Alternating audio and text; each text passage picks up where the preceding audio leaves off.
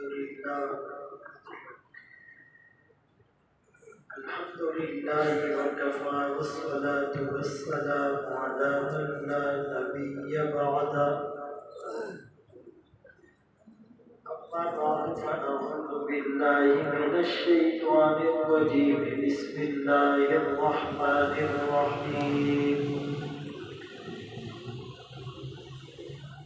لقد كان لكم في رسول الله أسوة حسنة وقال النبي صلى الله عليه وسلم بعثت برفع قوم وبخبز آخرين أو كما قال عليه الصلاة والسلام صدق الله مولانا العظيم صدق رسوله النبي الأمي الهاشمي المدني الكريم ونحن على ذلك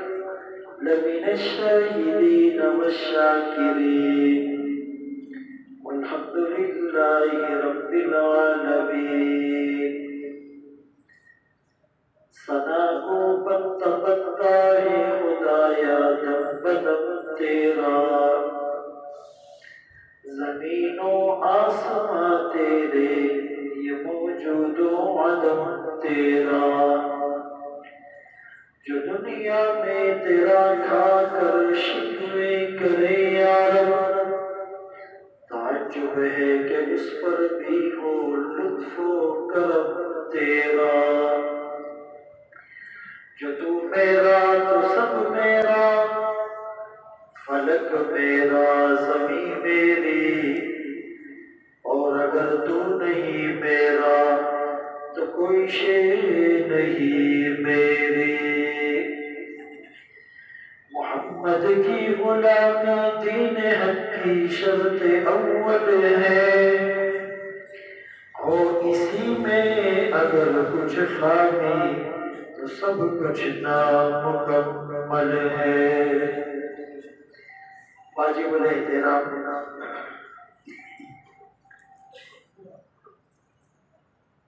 عزیزان گرامی ستاسو کو مخی قرآن کریم آیت کریمہ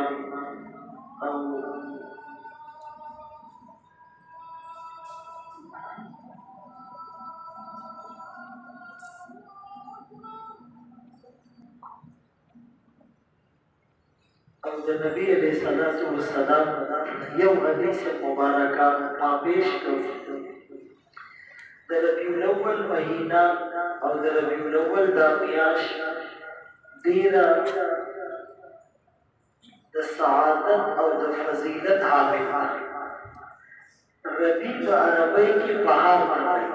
غالباً دسپرلی موسم نو زمن پیغمبر دیر میاش کی دا بہار بشان دسپرلی بشان دا رڑا بشان ممعوش شوی لے دا میاشو بابرکت شان مناظر اصل گیلانی رحمت اللہ علیہ دا پیغمبر علیہ السلام شان دا سے بیان کرے لے چی نبی کی آمد کا نقشہ عجیب و غریب عہد کہن کے لیے پیام رحیم تھا میرے نبی اس کائنات رنگ و بو میں مشک و عنبر کی طرح جلوہ فروز جب نبی کی آمد کا تذکرہ فانی و دیوانی کے سامنے ہوا تو آواز آئی بدنام ہوا تھا رنگ گلوں کا تیرے بغیر ایک خاک سی اڑی ہوئی سارے چمک میں تھی جب نبی کی آمد کا تذکرہ ظفر علی خان کے سامنے ہوا تو آواز آئی دیار یسرف میں گھومتا ہوں نبی کی دہلیز چومتا ہوں شراب عشق پی کر جھومتا ہوں رہے سلامت پلانے والا جب نبی کی آمد کا تذکرہ حسین مدنی کے سامنے ہوا جس میں 18 سال تک روزہ رسول پر بیٹھ کر درس دیا تھا آواز آئی دمکتا رہے تیرے روزے کا منظر، سلامت رہے تیرے روزے کی جانی، ہمیں بھی عطا ہو وہ شوق ابوذر، ہمیں بھی عطا ہو وہ جذبہ بیداری۔ جب نبی کی آمد کا تذکرہ ماہر کے سامنے ہوا، آواز آئی وہ آئے جن کے آنے کی زمانے کو ضرورت تھی، وہ آئے جن کی خاطر مسترد تھی وادی بطحا، وہ آئے جن کے قدموں کے لیے کعبہ کا رستہ تھا، وہ آئے گریہ یعقوب میں جن کا فسانہ تھا، وہ آئے جن کو حق نے خلوت کی گود میں بالا تھا، وہ آئے جن کے دم سے عرش اعظم پہ اجالا تھا۔ جب نبی کی آمد کا تذکرہ شاعر کے سامنے ہوا، آواز آئی حضور آئے تو سر آفرینش پا گئی دنیا، اندھیروں سے نکل کر روشنی میں آ گئی دنیا، ستے چہروں کا سب اترا، بجھے چہروں پہ نور آیا،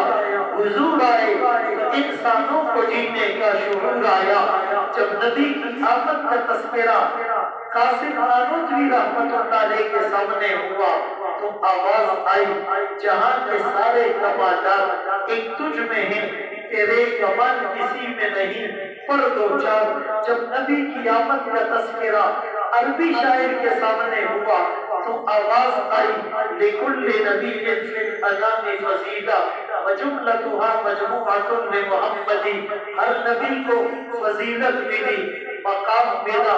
مرتبہ ملا، حیثیت ملی، بلندی ملی، وقار ملا، خوشحالی ملی، کامیابی ملی،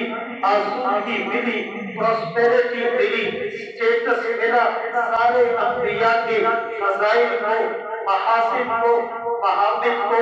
خوبیوں کو، انعامات کو، عنایات کو، نوازشات کو، احسانات کو جس گلدستے میں جمع کر دو، اس گلدستے کا نام آمنہ کا نام عبداللہ کا نور نظر، مکہ کا در یتیم، سرور کائنات، شافع محشر، وجہ کائنات، افضل الرسل، سید الانبیاء، سید الاتقیاء، امام المجاہدین، امام المبلغین، والا آلی کمالی جمالی نوالی عطائی ثنائی بیان شانی، قرآن محمد منور مطہر معزز اعلیٰ عرفہ اکبر اور کامل نبی محمد الرسول اللہ صلی اللہ علیہ وسلم۔ جہاں کے سارے کمالات، یہ کو زیادہ نہیں کم کرتا، جہاں کے سارے کمالات ایک تجھ میں ہیں، تیرے کمال کسی میں نہیں، پر دو چار۔ جس نبی میں آدم کا خلق، شیش کی معرفت، نوح کا جوش تبلیغ، ابراہیم کا مدبرہ توحید، اسماعیل کا ایثار، اسحاق کی رضا، صالح کی فصاحت، لوط کی حکمت، موسیٰ کا جلال، ہارون کا جمال، یعقوب کی تسلیم و رضا، داؤد کی آواز، ایوب کا صبر، یونس کی اطاعت، یوشع کا جہاد، دانیال کی محبت، الیاس کا وقار، یوسف کا حسن، یحییٰ کی پاکی، عیسیٰ کا زہد و تقوی، سلیمان کی سیاحت، ورفعنا لک ذکرک۔ جہاں کے سارے کمالات ایک تجھ میں ہیں، تیرے کمال کسی میں نہیں، پر دو چار۔ منگلہ اللہ دورا کل نبی را کرے، دورا خوب نبی را کرے، جن کو فرش اور قسمہ کا مانتے کوئی امت نہیں رہی، اور جی عرش تلاشی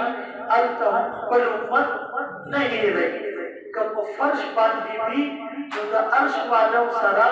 تو ملاقات اور دیدار دپارا یا طرف بھی او کا عرش تلاشی دا فرشیان دپارا اللہ کا جڑا اور فریاد گئی ترتیب پوری چیوائی دا قیامت رز بنی او دا محشر میدان بنی او اسمہ کا بدتا بیوی او دا نور کو سبا نیزے باندھی بھی او اللہ کو مقبل جلال کی بھی او طول النبیان باندھی با یو غلبہ بھی دا اللہ خوف کو بے غالب بھی او ہر نبی با او ہر انسان با نفسی نفسی کئی جنن خما سرا صرف اقبل ذات ہم دے فَإِذَا جَاءَتِ الصَّاخَّةُ يَوْمَ يَفِرُّ الْمَرْءُ مِنْ أَخِيهِ وَأُمِّهِ وَأَبِيهِ وَصَاحِبَتِهِ وَبَنِيهِ رور بدرور تختی دخزی او دبچینا بتختی او دخبل عزیز او دمرگنینا بتختی لکل امرئ منهم یومئذ شأن یغنی ہر سڑے با پیو ٹینشن کی پیو غم کی پیو مصیبت کی بھی فآغا وقت کی چیدہ ہر چاپ جبا باندے با نفسی نفسی بھی فآغا وقت کی با یا وواز روچت شی امتی امتی طول بہاریان شی چیدن پر امت سو کیا گئی اگر یو پیغمبر با سجدی پر عادت کی بھی اللہ تب زاری کئی اللہ تب جڑا او فریاد کئی اللہ تب خپل عاجزی کئی وائی بچے ما سرا نن ہم زمان امت غم دے اللہ کریم پبرتا اوائی ووجدکا چی ولسوف یعطیک ربک فترزا چستا ربا تانا تورا خوشالی درگی چی تب پی راضی شی تب پی خوشال شی تب پی روحان شی زمن پیغمبر بسو فرمائی اذن لا ارزا وواحد من امتی فی النار زبتر اغیبوری خوشال نشم روحان نشم رضا نشم چتر سو پوری زما یو امتی ہوں و اور کی او جہنم کی بھی تکم امتی دفارا زمن پیغمبر جاری او زمن پیغمبر فریاد کئی اگا امتی چی شراب کی چی زنا کئی چی مرگونہ کئی چی رشوت لی چی دسود لین دین کئی چی ظلم او زیادے کئی او چی نارما کئی چی حرام طریقی باندے مال گلی وزن پریدی تلاوت نہ غافل دی او نظر قابو کی نہ دے او غبن قابو کی نہ دی او جبہ پر قابو کی نہ دا آنکھیں بد نظری کی مشین کان غیبت سننے کے عادی زبان جھوٹ بولتے ہوئے نہیں تھکتی ہاتھوں سے تکبر کی بو آئے گردن اکڑ چکی ہے پاؤں گناہوں کے اڈے اور مراکز کی طرف جا رہے ہیں دل دماغ شیطانی خیالات کی آماج گاہ بنا ہوا ہے ابو بکر عمر عثمان علی نام رکھ کر شرابے پینے والا فاطمہ سمیہ عائشہ یہ پاکیزہ نام رکھ کر بے حیائی کرنے والی میرا نبی میدان محشر میں بھی یہ نہیں کہے گا جاؤ میری نظروں سے دور ہو جاؤ نہ تم نے مجھے دیکھا نہ میرا گھر دیکھا نہ میرے پیٹ پر بنتے ہوئے پتھر دیکھے نہ شعبے کی طالب میں میرا 3 سال پتے چبانا دیکھا نہ طائف کی گلیوں میں پتھروں کی بارش میں میرا قرآن سنانا دیکھا نہ بدر میں میرا سجدے میں تڑپنا دیکھا نہ احد میں چاند سے حسین چہرے کا زخمی ہونا دیکھا موتی سے حسین دانت کا شہید ہونا دیکھا نہ تم نے بلال کو تپتی ہوئی ریت پر لیٹا دیکھا نہ خباب کی کمر کی چربی سے آگ کے بجھتے انگارے دیکھے نہ ابو فقیہہ کی ٹوٹی ہوئی پسلیوں کو دیکھا نہ سمیہ کا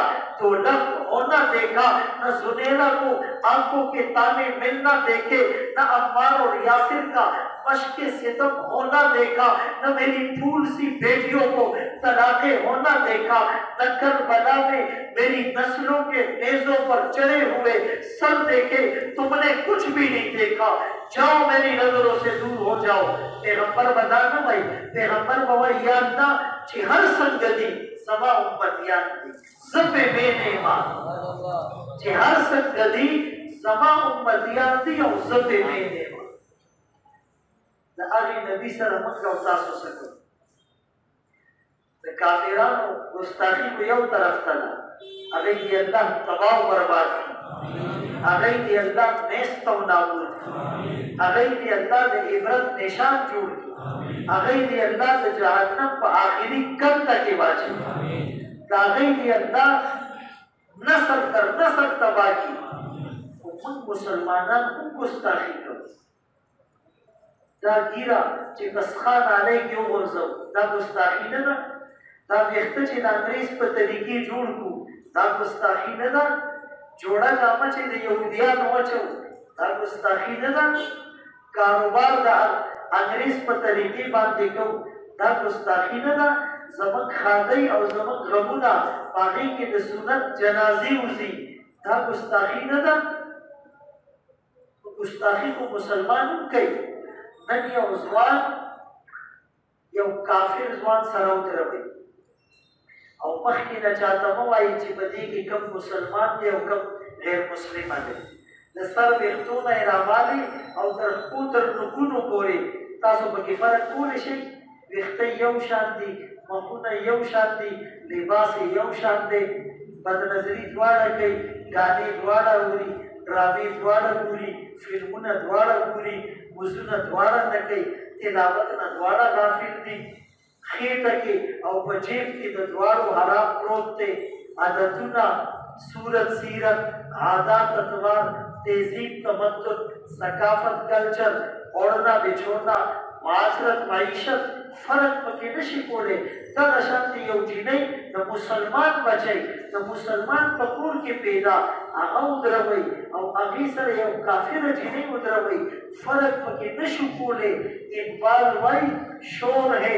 ہو گئے دنیا سے مسلمان نابود، ہم یہ کہتے ہیں تھے بھی کہیں مسلم موجود. مذہب میں تم ہو نصارہ تو تمدن میں حدود، یہ مسلمہ ہے جنہیں دیکھ کے شرمائے یہود. باعث قوم کی وہ پختہ خیالی نہ رہی، برق طبعی نہ رہی، شعلہ مقالی نہ رہی، رہ گئی رسم آزا روح بلالی نہ رہی. فلسفہ رہ گیا تقدیر ہماری نہ رہی، سنی نہ مصر و فلسطین میں وہ آزا میں نے دیا تھا جس نے پہاڑوں کو راشہ سیما. وہ سجدہ روح زمین جس سے کانپ جاتی، آج اس سجدے کو ترستے ہیں ممبر و محراب. گستاخی کو منگم تو وہ زمان پیغمبر کریم دے سدے او اللہ کریم دے سدے. یا ایوہ الانسان ما غرک بربک الکریم. تدی کریم سمانا نا اذا قدر عفا، اذا وعد وفا، اذا اعطى زاد على منتهى الرجاء ولا يبالي كم اعطى ولا من اعطى وان رفعت حاجة الى غيره لا يرضى. کریم هغه ته ویل کیږي چې په انتقام باندې قادر وي، ښه وسې رسي خو بیا هم معاف، او چې وعده وکړي نو هغه وعده پوره کړي، او چې د الله په لاره کې څه ورکوي نو د امیدونو نه زیات ورکوي. او دا نه ګوري چې دا خپل دی او که پردی دی، دا فرمانبرداره دی او که ګناهګاره دی، دا نیک دی او که بد دی، هر چاله ورکوي، اپنوں کو بھی بیگانوں کو بھی. او چې بل چا څخه خپل حاجت وسي نو الله پې خفه کېږي. دنیا والو نه چې بار بار غواړي نو خفه کېږي پې، او چې الله نه نه غواړي نو خفه کېږي. دا کریم یا ایها الانسان ما غرک بربک الکریم. اے انسانا تستا کریم ربنا چا په دوکه کې اچولی. د دې آیت تناظر به زه داسې پیش کړم چې یو بچی د کور نه خفه شي، د مور پلار نه خفه شي او کور نه پټ شي، دی لاړ شي په یو فټبالۍ باندې دله خوب هم ورشي،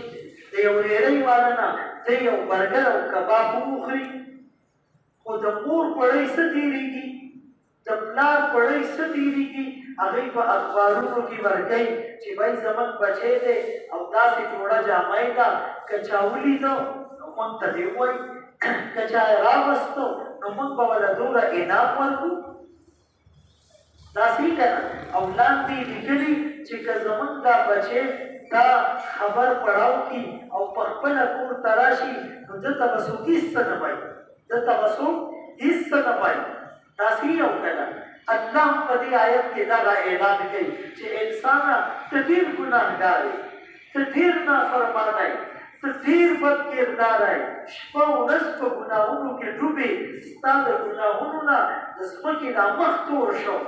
او اسمان چې دی نو دا پناه غواړي، او غرونه او دریابونه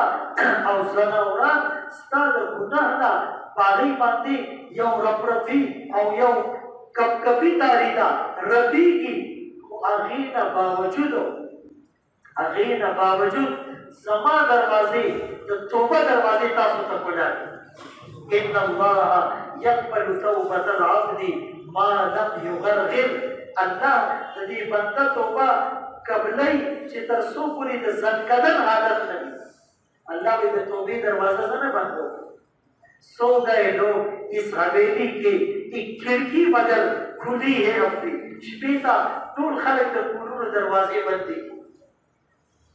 منسٹر کو تورشا وہی جی 5 بجے کے بعد ملاقات نہیں ہو سکتی. آج سنڈے ہے, آج ملاقات نہیں ہو سکتی. آج وہ بیمار ہیں, آج ملاقات نہیں ہو سکتی. اللہ دروازہ چلی بند شوی نه. یو سړی 100 کاله په ګناهونو کې عمر تیر کړ, بوډا شو, نظر یې کار نه کوي او غوږونه یې کار نه کوي, اوري صحیح نه, او په خولې کې غاښونه پاتې نه شول, او لاس یې رپېږي, او ټوک یې راشه ده, او ذهن یې کار پرېښودو, د سهار خبره ورته ماښام یاده نه وي, او ملا یې ټیټه شوه, او لاس کې ډنګورۍ واغسته, او دا چمړه یې چې دی دا ځونډه شوه, او خپل وجود او تکړه وجود او تمانه وجود هغه اوس چې نن ښه ښکاري. ټول عمر یې په ګناهونو کې تېر کړی دی, او د شپې توره تیاره ده, ټول خلک ویده دي, او دی په یوازې کمره کې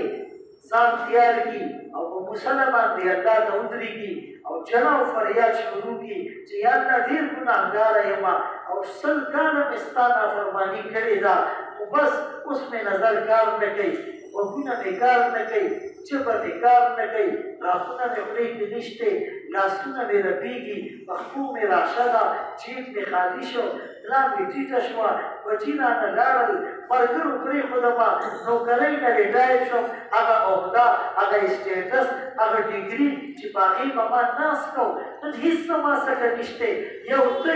یو زه یم. یا الله که هر څنګه یم ستا بنده یم, ستا فرمانبرداره به اوس جوړ شم, یا الله ما معاف کړه. نو چې دی د زړه نه وجاړي او د ده د سترګو نه اوښکې راشي, نو الله یې نه معاف کوي, الله به یې نه بخي. ولې به یې نه بخي؟ داسې کریم الله او داسې کریم پیغمبر خو چې بیا موږ د هغې نافرماني کوو, دا خو ډېره غټه بدقسمتي ده. وہی چھوڑ کے آپ کا دامن رحمت, آقا ہم سے بھول ہوئی, کھو دی اپنی قدر و قیمت, آقا ہم سے بھول ہوئی, دیکھ ہماری آنکھ مچولی, اپنا سینہ اپنی گولی, بھول گئے در سے اخوت, آقا ہم سے بھول ہوئی. بن کے سیم و زر کے بندے, تن کے اجلے من کے گندے, لٹ گئی ہم سے فقر کی دولت, آقا ہم سے بھول ہوئی. تجھ سے فریاد ہے اے گنبد خضرا والے, کعبے والوں کو ستاتے ہیں کلیسا والے. مجھے اس وقت توبه در ربیع الاول میاشت کې وو چې د چا 80 کاله عمر دی, نو 80 ځله دا میاشت راغله. کال کې یو ځل خو راځي که نه,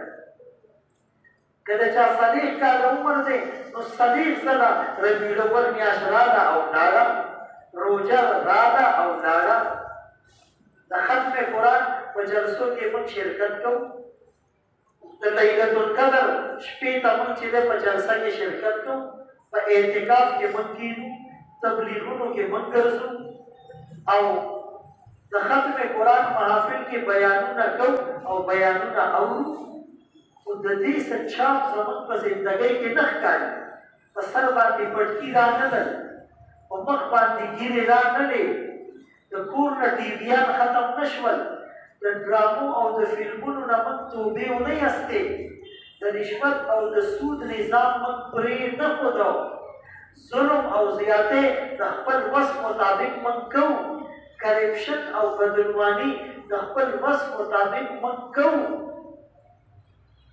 نو دا خو یو فیشن جوړ شو پروګرامونه, په دې عمل پکار دی. عمل سے زندگی بنتی ہے, جنت بھی جہنم بھی, یہ خاکی اپنی فطرت میں, نہ نوری ہے نہ ناری. عمل کی اپنی اساس کیا ہے,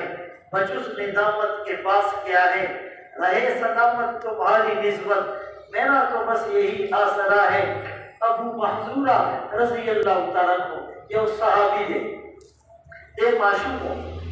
نو پیغمبر علیہ السلام و سفر کیوں یو صحابی بات ہوئے نو دا مالا چی ندی دار سیس پوری ملک دے گئی تو کی گئی نو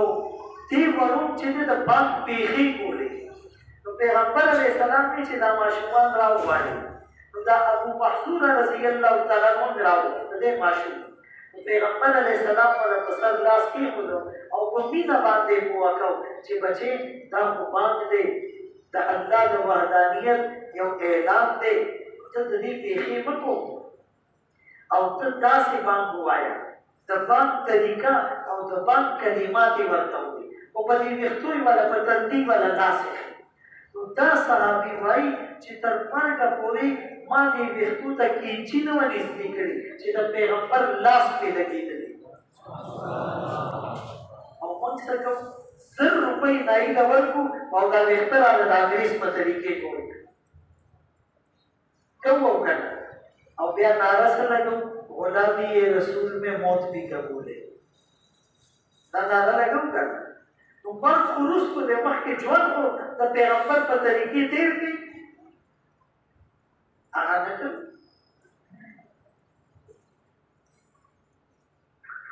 یو سری یو عالم طبی ویل جی دا لباس چی دے دا ہرنگا چولے شی دا ملایان اخبر طرف نراؤستے دے آغا مرتلی گورا ویدہ دا مینی او دا عشق خبر ہے اس پہر ملک کی دا آگئی چی کم پولیس تے دا آگئی لباس جدا دی ٹھیک ہے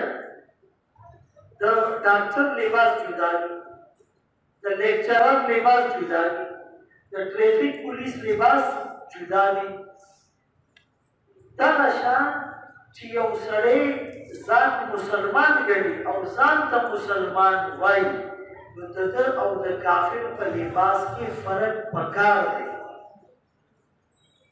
سنگا چی دیو پولیس والا پروپر ڈریس کی کنا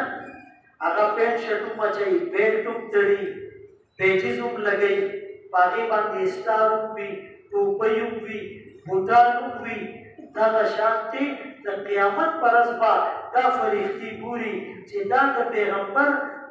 چکم لباس ہو اور دا پیغمبر چکم سنتونو پاگی پورا دے ہو کنا دا ویختو دا گیرا دا جوڑا جامع دا مسواک دا موزو دا روجا دا خادی دا غم دا کاروبار دا معاشرت دا معیشت چلال سر سنت مطابق دی ہو کنا تو چی دا سنت مہر اور سٹیمپ پہ لگی دلے بھی داغل پارا بے اجازتی چی تا جانت تازا او چی کم سڑی دا پیغمبر دا طریقی نا خلاف جون تیر کرے تو چی کنا فریختی جہنم تا گزی تو پیغمبر علیہ السلام کو فرمائی چی دا خزمان امتی دے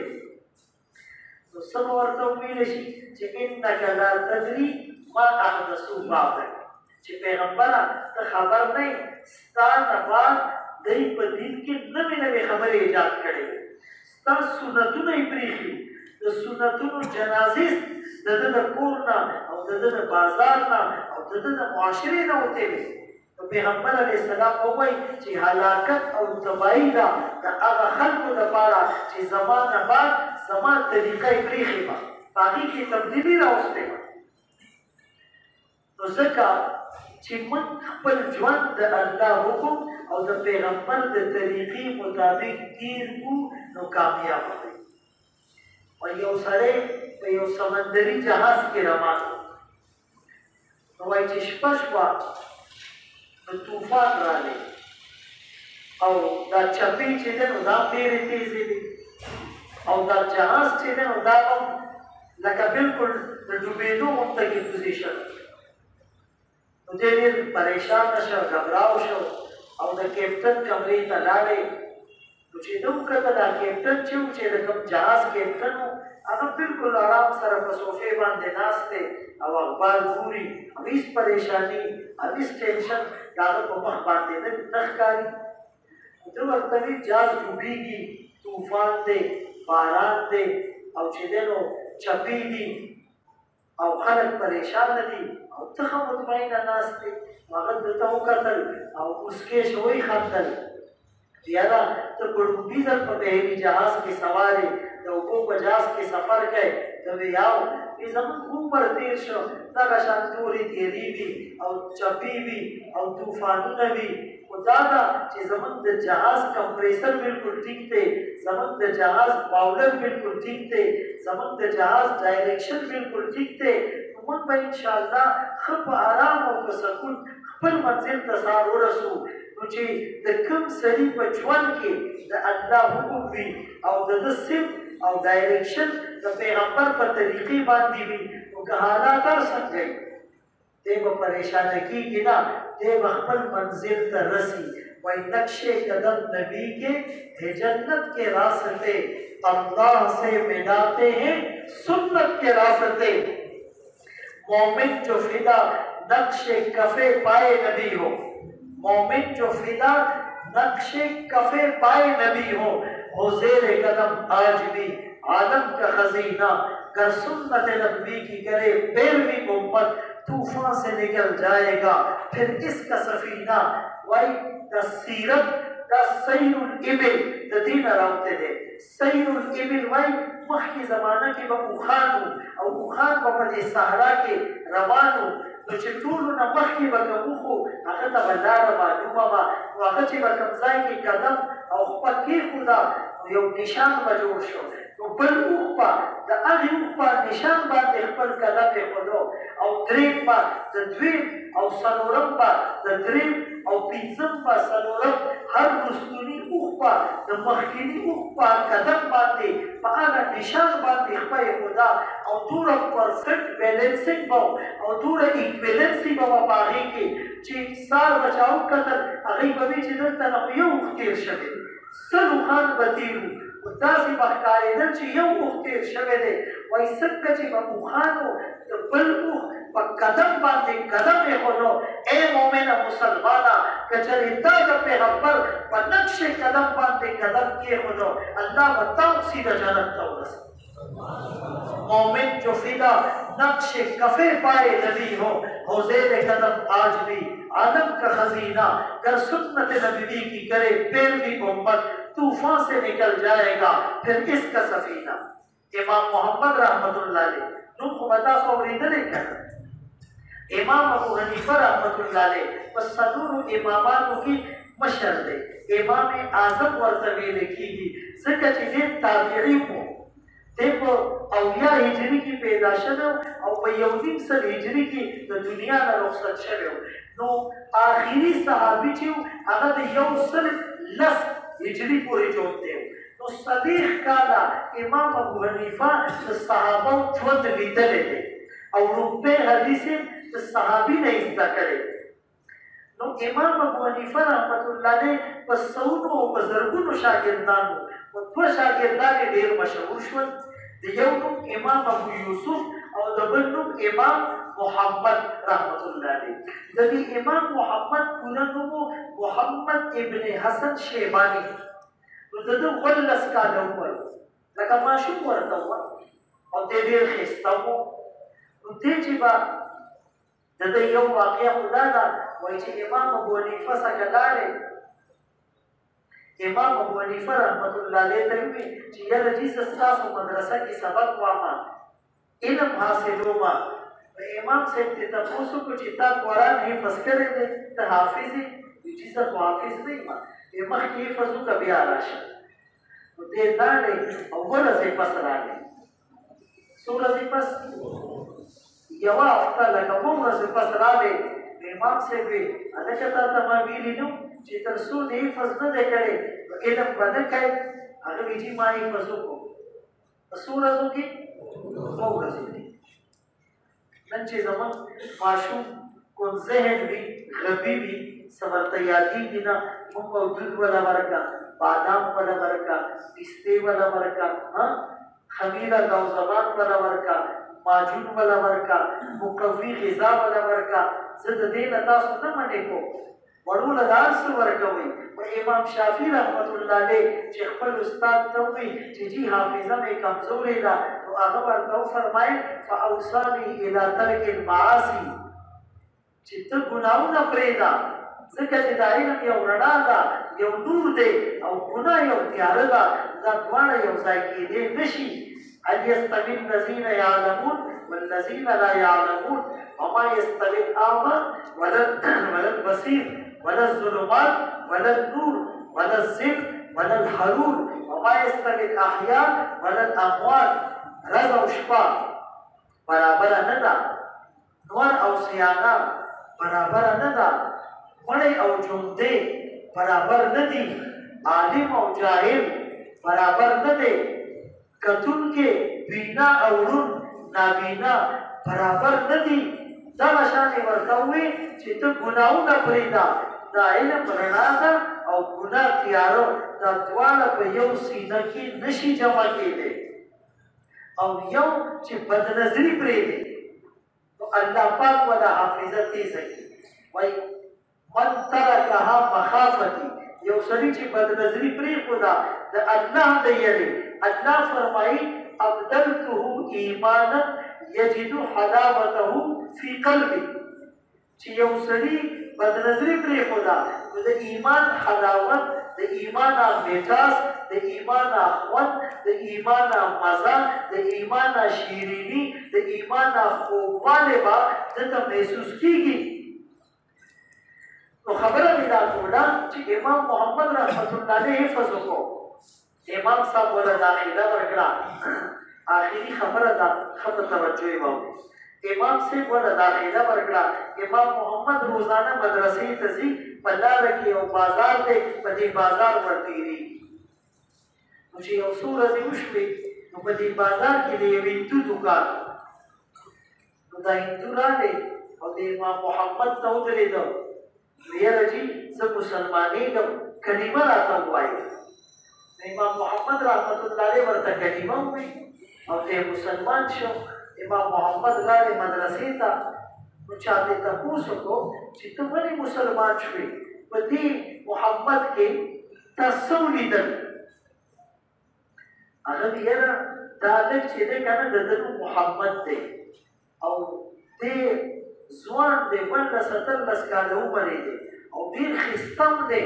او دې روزانه په دې بازار ورتېرېږي په دې بازار کې ښځې دي او جینکۍ هم دي خو دې دې جینکو ته نه ګوري او دې خپل نظر کابو کې ساتي نو زما زړه ته ګواهي ورکړه چې د کوم امت وړوکی محمد دومره پاکیزه وي نو لوی محمد به یې څنګه پاکیزه په دې یو خبره مسلمان شي او نن موږ ته خلک ګوري او د اسلام نه بد زده شي وایي مسلمان داسې وایي ده ته وګوره او د ده کارونو ته وګوره پیدا شوي خو د مسلمان په کور کې یو او دومره عالم د مسلمانانو ایښی دی او غوږ کې بانګ راتګ ویلی شوی دی او د مردم شمارۍ په رجسټر کې زموږ اندراجون د مسلمانانو په خانه کې شوی دی په شناختي کارت کې او په پاسپورټ کې او په ډرایوینګ لایسنس کې په خانه کې زموږ مذهب اسلام لیکلی شوی دی خو زموږ کارونه د اسلام نه دي زموږ کارونه د مسلمانانو نه دي صحابه به زما په شان غږ تقریر نه کو چې ګنټه ګنټه به لګیا و چې خلک پکې نه مسلمانان شي هغوی به څه دي کونو مثلنا زموږ په شان شي صحابه به د یو لارې نه ورتېر شول خلکو به کلمه وکړي صحابه به چا سره کاروبار وکړو خلکو به کلمه وکړي د صحابو به چا سره ملګرتیا جوړه شوه خلکو به کلمه وکړي صحابو به چا سره رشتهداري جوړه کړه خلکو به کلمه وکړي په معاملاتو کې هغوی دومره کلیر وو معاملاتو کې هغوی دومره صاف او شفاف وو چې خلک به بس مسلمان شو د روم غذا چې وه د روم دا ښځې ډېرې ښایسته وې هغوی ورته ټولې بلې نو درولې او فحاشي او اوریاني او نیم برهنه چې یاره دا صحابه به دوی ته متوجه شي د دوی ایمانونه به کمزوري شي د الله مدد به ترې لرې شي او موږ به پرې غالب شو خو هغوی ته خو مخکې نه تعلیمات ښودلي شوي وو نظر کته سترګې کته وي د ښځو منځ کې د بازارونو په منځ کې ورتېر شول او مخکې وروسته یې نه دي کتل. چا په کتاب کې لیکلي دي د صحابو کرامت دا نه و چې آسونه یې سمندر ته واچول او ډوبېدل نه. د صحابو کرامت دا نه و چې دوا به یې وغوښته مړ خر به ژوندی شو. د صحابو کرامت دا نه و چې په خېټه به یې ګډې تړلې وي لوږې تندې به یې تېرولې. د صحابو غټ کرامت دا و چې د دنیا د رنګینۍ نه او د دنیا د فحاشۍ او اوریانۍ او دې ماحول نه هغوی خپل ایمان محفوظه وساتو. دا د صحابو غټ کرامت و. نو صحابه ورتېر شول مخکې وروسته یې نظر ونه لګاو. نو ښځو پرې وروسته نه چا ووایي چې یاره دا خو نارینه نه دي موږ ته یې ونه کتل. نو بلې ورته ووایي چې د دوی په شان نارینه په دې دنیا کې نشته خو د دوی تعلیمات دومره پاکیزه دي چې دوی د نظر حفاظت ساتي. نو ډېرو ښځو په دې وجه باندې کلمه ووایي او اسلام یې قبول کړو. نو موږ چې څومره زموږ ځوانان دي چې دوی خپلې زندګۍ د سنت مطابق د شریعت مطابق جوړې کړي د عالمانو سره طالبانو سره تبلیغیانو سره ولیانو سره جوماتونو سره مدرسو سره خانقاه سره چې خپل تعلق مضبوط کړو. انشاءالله زموږ په دې ژوند کې به بهار راشي چې څنګه دا میاشت د بهار ده زموږ ژوند به د بهار شي زموږ آخرت به ښایسته شي. الله تعالی دې موږ ټولو له د دې خبرو د عمل توفیق راکړي. وآخر دعوانا ان الحمد لله رب العالمین.